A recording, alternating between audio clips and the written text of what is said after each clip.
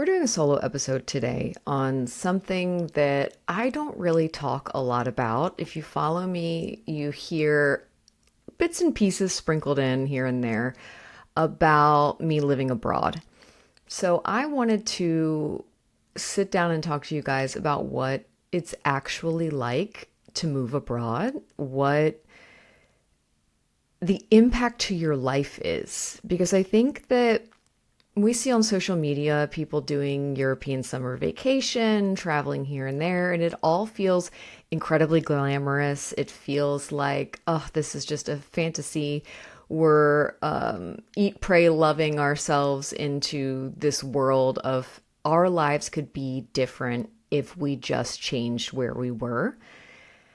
And I'm not here to be negative, but I think I'm here to debunk some of the myths around what it's like to actually live somewhere else and just how different, but also just how similar your life is just being in a different location. So I usually don't like making notes. I just really talk from the top of my head because I don't want this podcast to be just another podcast where somebody has written a script and they're talking off of that, trying to hit a couple of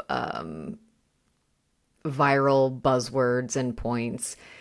I want this to be as authentic as possible. So today's episode is going to be the side effects of living abroad, the good, the bad, and the ugly. So I was doom scrolling the other day and I came across a TikTok where this girl was talking about living abroad and how sometimes you can feel like you don't live in your own life anymore. And that sounds a little silly, but I can explain. You've got this fantasy of living abroad, right? People imagine espresso in Europe, these beautiful, charming streets, reinvention, freedom, becoming an interesting person with a global perspective. But what they don't imagine is how incredibly lonely it can be, the bureaucracy of living abroad, getting here, staying here, keeping yourself current on all of your documents, the identity drift. You get cultural exhaustion, and then silly little things in your life that are just there aren't always there when you live abroad. Target, ranch dressing, knowing how insurance works, knowing how to be an adult, how to be a grown up in your country. And that is a big thing for me. I think I had to completely relearn how to live moving to Germany. And I'll explain exactly what I mean later, but I feel like I was constantly walking around experiencing life as a little child, looking up to other adults, figuring out how do you exist in this world. And I thought I had that figured out because I'm an American. I know how to live in America. I know how to exist. I know how to pay taxes and cross the street and order a coffee and just basic life things. And when you move somewhere where you don't speak the same language, where there are different cultural expectations, it's tough. So I'm going to dig in. I promise not to be a Debbie Downer on this episode, but really just giving you a bird's eye view of the last 10, 11 years for me and what it was like to pack up my life and move abroad. So maybe first I'll tell you what brought me here. So I went to Germany on a 2-day trip with my best girlfriend. My friend's mom is a flight attendant. We booked this last minute trip. It was the day before New Year's Eve.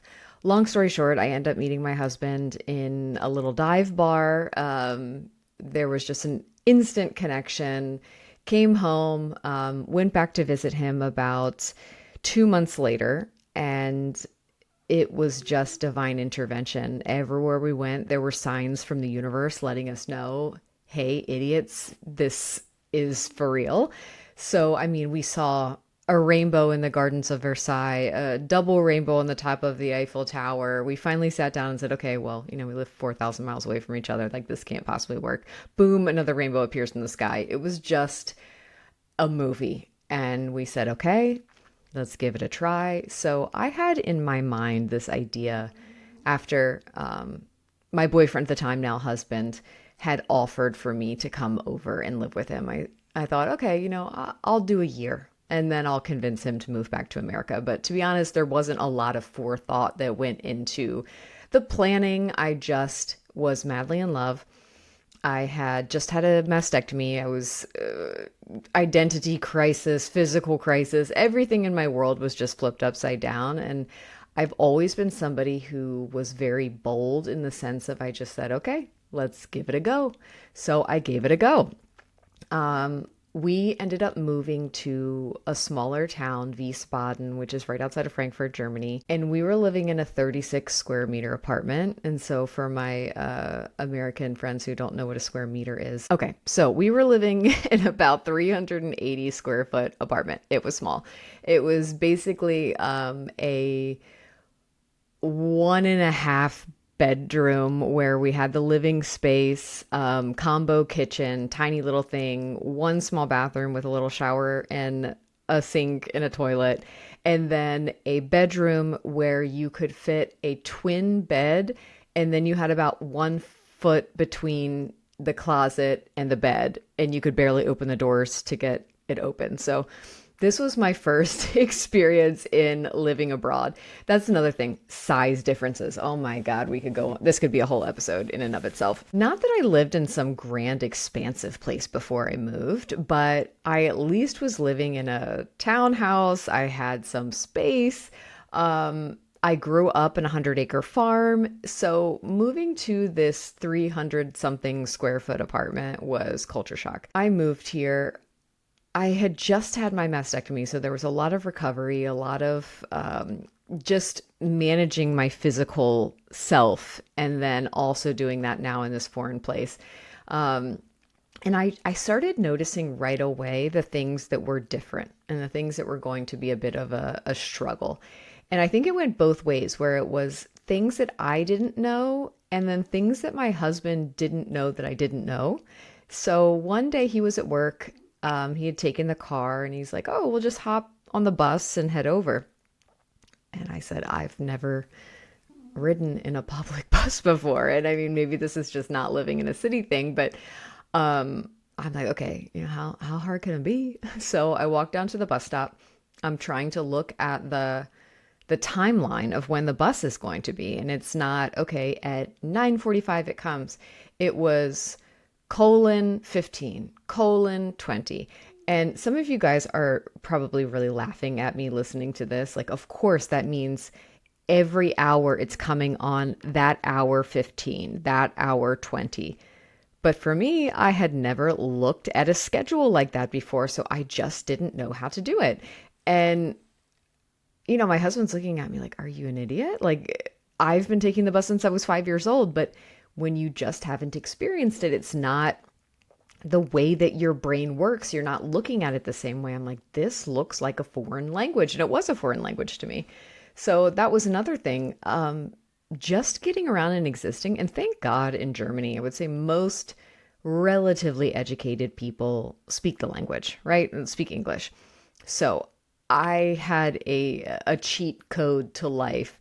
But not everyone spoke English. And a very common thing that expats realize when they get here is most Germans, if you ask them if they speak English, they'll say, oh no, or oh, a little bit. But then if you actually were to push them and have a conversation with them, they're speaking high school level, college aged English. And just because it doesn't sound like they have a PhD, they think that they aren't fluent in the language. So I always tell people, just if you really don't speak the language and you're here, push a little bit, because odds are they do speak English, but you don't know that before you come here. So doing things like asking a basic question, asking for directions, standing at that bus stop, there's a stranger next to me and I'm just worried that I'm not going to be able to communicate with them to say, hey, what does this mean? Help me. So a lot of it has to do with fear. And I don't know if it's a fear of being embarrassed or a fear of people not understanding you, but I'm not a scaredy cat person. I'm very outgoing. And I always like to reference the Sofia Vergara quote where she says this in Modern Family. She goes, you have no idea how smart I am in Spanish. And that has been my life the last 10 years here. you are not able to be your full self unless you are speaking your language. And I had met with a therapist, and that was one of the first things that she said to me was, your soul speaks in the language that's your mother tongue. And even if you are completely fluent in another language, if it's not your mother tongue, that's not where your soul comes from. And it's very, very important to know that, particularly in international relationships where you have two people whose mother tongues are different. So it was a hard adjustment for me first coming here. So I think learning quickly that there were going to be a lot more friction points, a lot more pain points for me was a challenge because I was used to just, I don't know, I had an ex-boyfriend who said to me, the seas just part for her. And the seas always parted for me because I was outgoing, because I was charming, because I just had no problem floating through the world. But then coming to a place where I didn't speak the language, oh my God, I was a different person. My personality is different in German. The way that I exist here, the clothes that I wear, everything felt foreign. So I took a couple German classes and I quickly realized how difficult German is. And there's a saying here, they say life is too short to learn German, and it truly is. Most Germans don't even speak German correctly. Very difficult language. And so not only am I in a place where I am speaking a foreign language, but I'm choosing the hardest language. It's like learning Chinese or learning Russian and learning German. It's tough. I think that I got lazy in the sense of, okay, well, I'm just going to move back anyway. And that's a trap that a lot of people who move abroad get into, especially if they're unhappy, is thinking, well, this isn't forever, so what's the point of doing the hard stuff? And I have to admit to myself, I did that. I got lazy. I didn't want to learn the language. I didn't really want to assimilate. I didn't want to be German. I didn't want to be part of this culture. I'm an American and I just wanted the world to bend for me. And now that I am 11 years in, I realize how silly that is. And then looking as American, how we treat foreigners in our country, the compassion that has grown in my heart for people who don't speak the language. That is one of the craziest things. I remember when I had first moved here, it was a couple weeks in, and I went to a Starbucks and I heard two Americans. I mean, you spot them from a mile away, you hear them from a mile away. Two teenage girls just talking to each other. And I just kept inching closer and closer and closer and eavesdropping on their conversation. And I just said, hey, this is so weird. And I know you're a bunch of little kids and I'm like this weird old lady who's talking to you, but can we just talk for a minute just so that I can speak in my language again with not a German who speaks English, but an American in English? And just chatted with them and we ended up staying connected. I'm still connected with both of them years later. We've got Eisenhower in the room too, so if you hear snoring, that's what it is. But just a relief of being able to turn off that part of your brain where life feels hard, where you're listening. German almost became this white noise in my head where I could turn it on and off. I could listen intently, butcher my way through trying to figure out what they're saying, or it just is this bzzz in the back of my head because it's not my native language. So now when I come home and I see two women speaking in Spanish to each other, I'm like, go pop off, queen. Okay. I know it must feel nice to speak your language. So yeah, I have no qualms with that. Obviously, I think that if you're moving to a country, it is your obligation to learn the language. However, I am in a very privileged position. I had access to the top language courses. I have a husband who speaks 4 languages.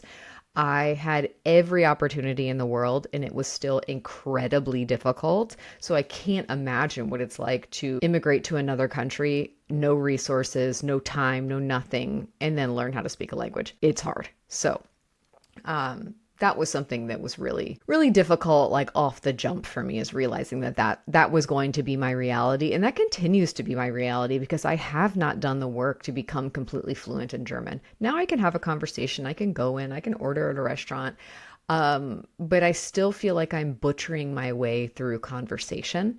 And I always like to frame it as I can order salami at the meat counter, but I can't talk politics.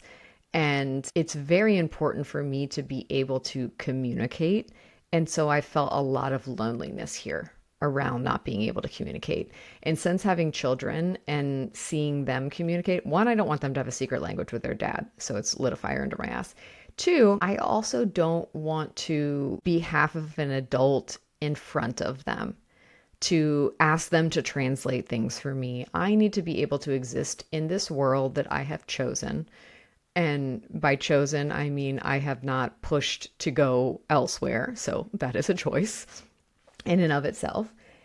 And yeah, it's just has to be a priority for you if you're going to live somewhere long term. So I guess we're going to go into really the reverse culture shock being worse than the actual culture shock. So coming here, you have all these things that are new, right? You are existing in a new place, you're learning a new language, the culture is different, like how we cross the street, what are the social norms. But for me, the biggest side effect of living abroad was realizing that I no longer had a home. And that might sound silly to people because of course you just hop on a plane and you come back. But once you've lived abroad, once you have experienced new things, your brain starts to change and adapt. You change and adapt.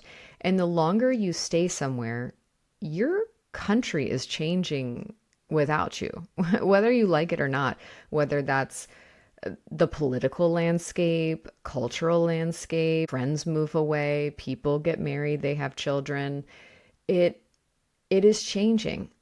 And I am in this weird place now where I don't feel like I belong anywhere. And I hear this is a common issue for people who move abroad because Germany's not my home. It's where my family is, but it's not my home. And I go back to the US, and because I think my perspective has broadened, I know what it's now like to be an immigrant. I know what it's like to exist in a different place. I've learned new things. I've experienced new things. Coming back and being around people, and Americans tend to do this. And look, this is not an American slander podcast. I bleed red, white, and blue. But there is a sense of we're the center of the world. Nothing else exists outside of us. Most people never leave their hometown. And when you have, things just are different. And so I come back and it's not the deep breath, relax, sit down, and just exist in comfort that I thought it was going to be. It's now humor has changed, the pace has changed, my worldview has changed, conversations feel different, my priorities feel different. I don't fit in either place because now I'm that girl who moved abroad. And then in Germany, I'm that American. So yeah, you just start noticing things like how loud Americans are. And again, not an American slander podcast, how fast everything feels when I go back home, where there's no priority placed on quality of life, so to speak. It's only productivity. And, entrepreneur here, I believe in grind, grind, grind, but not at the expense of your health and your existence. I don't know. I think I just look at people and realize how different Americans think about work, about money, about parenting, about health. And nobody really warns you that one day your hometown is going to feel foreign to you too. And I'm existing in that place now. There's also a grief around missing ordinary life events. And it's not just weddings or funerals or big things. There's heartbreak in the idea that you're not there for these random dinners, or, if you have nieces and nephews or family members, getting to see them grow up, or your parents are aging in larger and larger increments. And I feel like every time I see my dad when I come home, he looks older, he looks frailer, he's just aging. And it's different when you're seeing it in small increments. And I look at my brothers, I'm like, oh my God, like it's made me cry. Like they're grown-ups, they're adults. And I feel like when I left, we were still just kids. You miss inside jokes that you weren't there for. You are the FaceTime relative. they're watching my kids grow up through a screen and through the handful of times that I'm able to fly home. And I'm very privileged where I get to travel home quite often. My kids get to see their family quite often, but it's not like living down the street where you see each other all the time. So, God, I did not plan to cry on the podcast today. Waking up to emergencies because of time zone differences. I remember one time my brother was in a horrible accident and my sister-in-law called me, and it's 3 o'clock in the morning or something German time, and just the panic of, I can't just come over. I can't just run to the hospital and see him. The planning that has to go around just existing for your family and being present for them when crisis strikes. It's a burden that people will not often understand. I feel guilty at holidays where I can't be there for all of them. I feel replaceable in social circles. That's another big thing. I don't like to talk so much about living abroad because I don't want people to forget about me or to think that I'm no longer available. You know, business opportunities, I feel like they pass you. You're no longer invited to things because, oh, she can't come.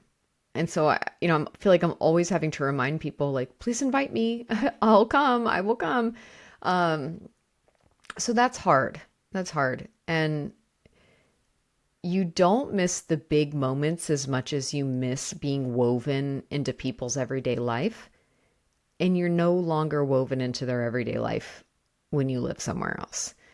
And so that was a hard pill to swallow for me, that I will now be the visiting long distance friend. And I'll never be the friend that is there to help you when you need to move, or when your mom dies, or when you just need somebody to come over and have a glass of wine with. Like, I can't be that for my American friends anymore. And that's hard. And I also don't have that. And unless I make new great adult friendships, which is very hard to do, by the way, I feel like that's an entire podcast. Yeah, you just have to exist in this life of rebirth and restarting and re-existing. I touched on this a little bit about how I feel like a different person in this country. And I feel like that is the same when you move to any country. It is a sort of fascinating identity conversation. And I think there are some people out there who can just, I don't know, walk up, speak in a butchered foreign language, fully be themselves. But that's not me. And I think that's not most people. I do think that I'm more independent, I'm more adaptable, but I'm definitely more isolated. And I don't feel like I have the confidence to exist, even though I understand, I'd say 70-80% of how the world works here. I'm constantly coming across things that always feel like a social faux pas. And I don't like that. I'm somebody who wants to be prepared all the time. And I hate going somewhere and accidentally breaching some social contract I wasn't aware of, or addressing an email in a way that offends somebody. And I mean, God, I moved to the wrong country when it comes to like giving people slack. This country is black and white. There is no gray area. There is no room for failure. People will very bluntly in your face tell you that you've done something wrong. Like the finger wagging that exists in every aspect of life. Damn, like that is one thing I will never get used to, but I'm adapting to. And now the question is, what is the real version of me? I used to think that the real version of me was the person who lived in America, and then I was just sort of existing here in Germany. But now that's not really the case. Like, am I performing my Americanness when I go home? And am I performing my Europeanness when I live here? It just always feels like I'm not a full version of myself. I will say though, when I go home and I get to do special events, there is a certain recharging of my batteries that is incredibly valuable for me. So I just went back to New York. I did an event with the Breast Cancer Research Foundation. They have this amazing gala called the Hot Pink Party every May, and I've gone the last 2 years, and it is enough to really recharge my batteries. I feel like for 6 months or something, just going, getting to be glamorous, dressing up, being in a room full of interesting people, speaking English, like it feels good. And I need a few of those. And I feel very grateful that I'm afforded the opportunity to have a few of those moments.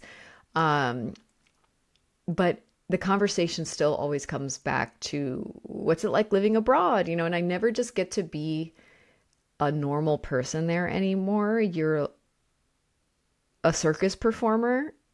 And so I'm the girl that moved abroad in America, and then I'm the American in Germany. And yeah, there's very little time where you're not answering questions about that existence. I also brushed on how exhausting it is to exist in a second language culture. So even if you speak the language fluently, you're constantly translating yourself. You are missing out on jokes and cultural references. And I don't want to toot my own horn, but beep beep. I am funny. I am quick witted. I'm smart.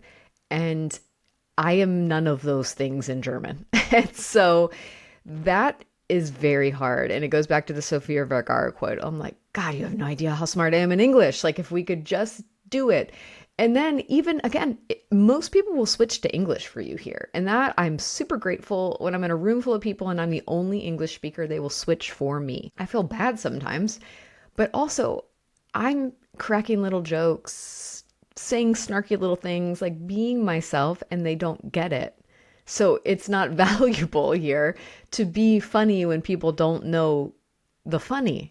So that is also different. So you're either translating in your head to a language that you don't speak really well, or you're speaking your own language and it's just not hitting the way that it does in your home country.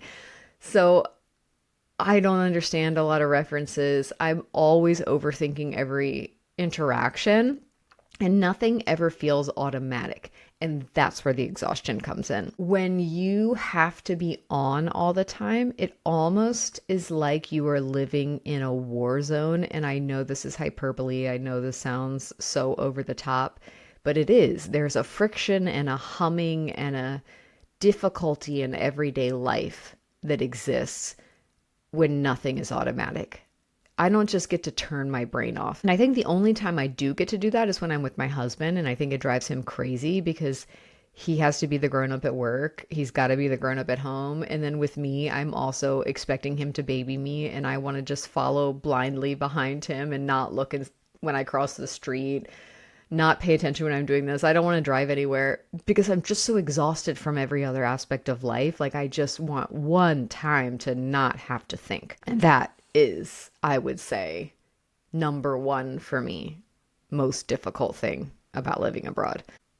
Nothing makes you realize how much your personality relies on language until you can't be funny anymore. And I feel like I haven't been funny in 10 years. So that's why this podcast exists, because I want to be able to talk to you guys. And that's another thing. Like, I find it really difficult. I don't know why.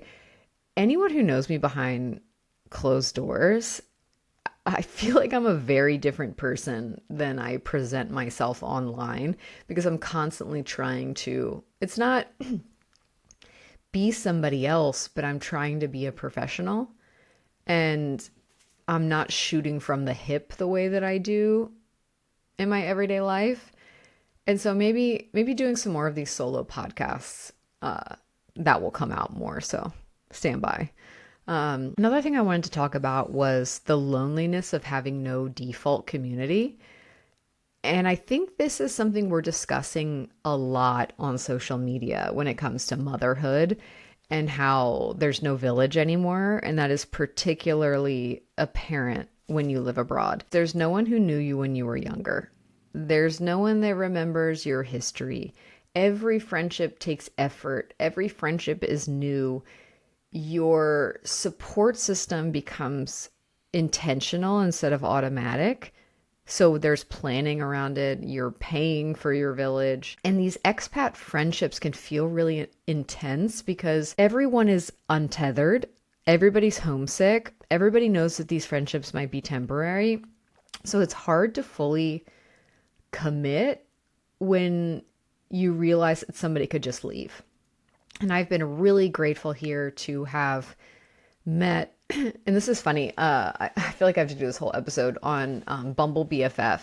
So if you guys have never been on the dating app Bumble, they have a friendship side. And I didn't know that till I moved here. I immediately got on it and connected with two separate girls, actually three separate girls here who are people that will be lifelong friends for me, two of them in particular. Both of those have moved now. So they were living here as expats, and then one has now moved to London, one has moved to California. And man, that sucks. Like you start to feel safe and like, okay, life's not going to be so bad here. I've got friends. I'm comfortable. And then boom, somebody moves. It's not great. And so that almost makes me feel like, what's the point? Because you get jaded to it. It's kind of like dating where you're like, well, there's only assholes out there, so why do it? But I really have to force myself to just, okay, keep making the friends, keep trying, even if they leave, it's okay. But yeah, that's hard. And this, maybe the guilt also around complaining. People often think back home, they're like, well, you live in Europe, what do you have to complain about? And I feel like I'm always complaining just because I want to vent and get the frustration off. I'm very grateful to be here. I'm grateful for this country. It provides a wonderful existence for my family, for, my kids, for my life. It's a slower life, and I feel like I needed it when I moved here, so I'm grateful for it. But you often minimize the loneliness, being homesick, the isolation, the identity confusion, and then there's this emotional contradiction of loving your life while mourning the loss of this other one. I don't want to be that negative friend who comes home and is like, oh, this sucks and this sucks and this sucks. But I also don't want to be that person. And God, if you've ever had one of those friends who's like, well, in Germany, well, in France, it's like this. And I was that a cringe, annoying person for a very long time because I'm just trying to relay things and it's all exciting and it's all new. But when I hear it, like I can hear it from a mile away and I get secondhand embarrassment because I know I was that person. But yeah, the having to curtail yourself and not fully feel comfortable complaining or venting because people think you should just be grateful, that's tough. Parenting abroad is a whole other topic. This is probably gonna make me cry. Your children are culturally different from you. And that is a pain that I never considered. And some people might say, well, this shouldn't be painful. Why do you feel this way? I want my kids to be Americans, and they're not. They are German Americans, but they are living here.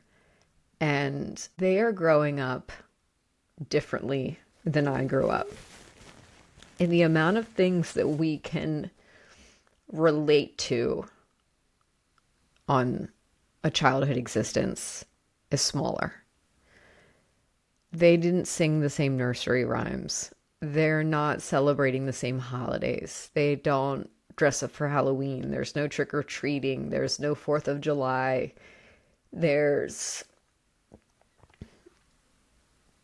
I don't know. It's just different. It's not worse, but it's different.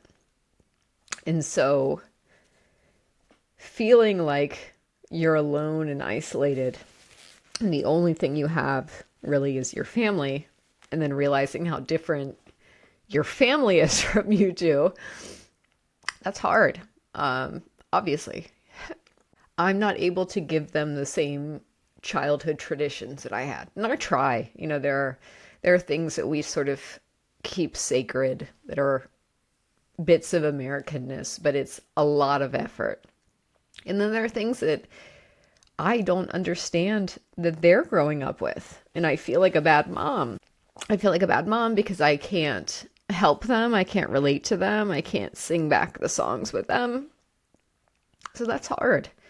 I also think about where my kids will consider home. And I had a nice moment the other day. Maybe not nice for my husband, but my oldest said, Mom, when I grow up, I want to move to America. And of course she's saying this because every time she goes to America, it's it's fun, it's vacation, she gets presents. But there was like a little hope in me of like, oh my gosh, maybe she'll want to go to an American university. Maybe she'll want to try an American life. But I also don't want her to have to suffer through the same things that I did of, well, this isn't my home. Going to school in a different place will be tough. There's a lot of guilt around it. And then also, I'm always screwing up when it comes to being a parent here because I don't know the traditions. And it's like silly things like, okay, on Spirit Week, you've got to do all the Spirit Week stuff and dress your kid up. Or on Halloween, they do this. Or on Valentine's Day, you give out the Valentines. And they have things here that I've never seen before. Like on the kids' first day of school, they get these little cones filled with toys and supplies and blah, blah, blah, blah. I don't know where to get that. I don't know what it is. I didn't even know it existed until I saw little kids walking around with it. Or they have fruit day at our kids' school, and I didn't know that I'm supposed to bring fruit on the fruit day. Like, there's just these little things where I'm feeling like the deadbeat mom because I don't know the tradition, and it just makes it that much harder. And being a parent is already hard, so I find parenting abroad a struggle. There's also a constant mental math of distance and a financial implication to the distance. So I spend every penny that I make traveling home. And that might sound crazy, but I mean, every time I come home, if I'm bringing my kids now, they're both over 2, I'm paying full fare ticket for them. And so it's $5,000 plus every time I want to come home, between tickets and a hotel room and traveling and eating out and renting a car and, yada, yada, yada. It's a lot. And so, I mean, flights, holidays, time zones, emergency situations, what if something happens? I'm constantly having to do this mental math, and there's a low-grade anxiety of expat life of, what happens if someone I need or I love needs me right away? Okay, well, there's 10 grand out the window from, bringing the whole kit and caboodle over to America during this, crisis situation, or an opportunity pops up. I mean, this is going to sound crazy, but I just entered that Victoria's Secret casting. I'm like, oh, well, of course I'm going to get it. So when I get it, I'm going to have to hop on a plane. And what if it's a last minute ticket? And how much is that going to cost? When for somebody else, they might want to apply to a job or do something different. And it's just driving across town. It's not flying across an ocean. So again, champagne problems, but problems nonetheless. I have mourned versions of myself a bit too, where, I talked about this previously. I don't feel like I'm in one place or the other. And the only people that I can fully relate to are people who have been in the same situation as me. And then I feel like it's the blind leading the blind, where all of these fragile, tortured, like, I don't know, people in pain, and you're just relating over your pain. And I don't want to live that life. Like, I don't want this to be how I'm existing in the world. I want to celebrate good things. I want life to feel easy. I want there to be, I don't know, I want to talk about positive things. And I don't just want to complain. And this might sound stupid for somebody who just spent the last 45 minutes complaining, but yeah, I don't want that to be my future. But it is a side effect of living abroad. It is a painful existence until you really hit your stride. And I'm I don't know when I'm going to hit my stride. I hope soon. Another one I wanted to talk about was how different cultures reward different traits. And man, was this tough for me. So in America, we value people who are bold, who are confident, who walk into a room and own it. You know, they tell you all the time that's how you do it. But in Germany, it is very different. So when I got here, I jumped right into getting my master's degree. I got a master's degree in law. I wanted to work at a law firm and I set out working with a recruiter trying to get jobs. And this was my first really like parlay into just how different the systems were. So I remember very specifically, I had applied to a big law firm here to work in marketing and law because I thought, okay, well, I've done this. I now have the law degree. Perfect. I did 3 interviews at this company and I didn't end up getting the job. And I was pretty devastated. I'm like, man, we were pretty far along in the process. I thought they liked me. And I asked the recruiter, I said, hey, did they give any feedback? And he said, yeah, they thought you were too confident. You spoke about how you thought you could do the job. And I'm just dumbfounded. Like, what did they want me to say? Did they want me to come in and say, I'm really unprepared for this job. I don't know what I'm doing. Please teach me how to do it. And I mean, I guess, but in Germany, there's a huge focus on certifications. Having a piece of paper and a training that proves you can do something, there's no such thing as a soft skill. There's no such thing as figuring it out as you go along, being confident, knowing you're capable, and just doing it. It's you must have a certification to know how to fill out the application. You must have a certification to fetch coffee for your boss. You must have a certification to do blah, blah, blah, blah, blah. It's a world I don't understand. And it's not really a world I want to be part of. And so from that day, I said, I don't want to work for somebody else. I ended up going on to work for somebody else. And this is going to be another episode on how I got fired from my coffee fetching job. But again, never again.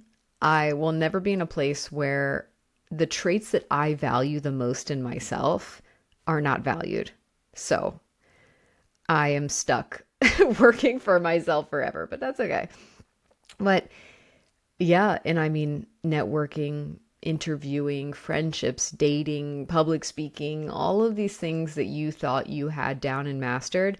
I mean, I've given TED Talks. I am a award-winning public speaker in the United States. I've done a lot of things. I've competed in pageants. I did Miss USA. I did Miss America, model for Sports Illustrated, blah, blah, blah, blah, blah. None of that really matters here because I don't have a certification to do a menial job. And that's hard for me. That, if I went into the workforce, I would struggle unless I went and got 2 state exams worth of certifications. So yeah, you don't realize how cultural your personality is. You think your personality is this innate trait, and then you move abroad and you realize that personality is part of a cultural conditioning in a lot of cases. Your humor is cultural, your confidence is cultural, warmth, femininity, professionalism, it's cultural. And I learned the hard way that personality traits aren't universal. They're culturally graded. And when I stopped being in my particular culture, those things lost value. I lost value. My stock plummeted. And it's very difficult to realize that in order to achieve the same social status and respect, you're going to have to change too. So I could go on forever and ever about this. Maybe we do a part 2. Maybe we do another episode on the positives of moving abroad and what I really love about being here. But all of that to say is, if you are ever considering moving abroad or even just moving somewhere farther away from your home to a place has a cultural difference, be mindful of this. I think I went in very green, very naive to what life would be like for me.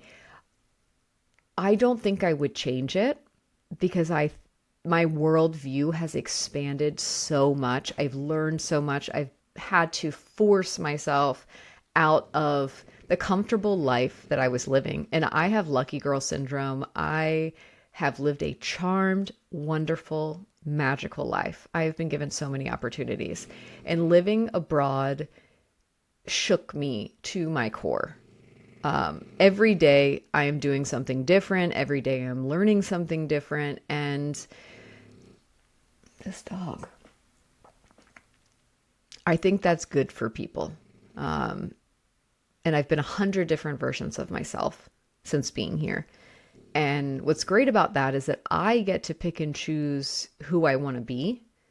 And my identity is less framed around what other people think of me, around what my culture has decided for me, my family. I choose because it is intentional. And I've had to decide what version of myself I want to put out into the world. And there's a power in that, in being able to say, hey, this is where I want to lean in. So, what did I learn too late about moving abroad? I think the thing that I learned too late is that you leave home thinking you're expanding your life, but you don't realize that you're also splitting it in half. And that's a tough pill to swallow, but you will survive.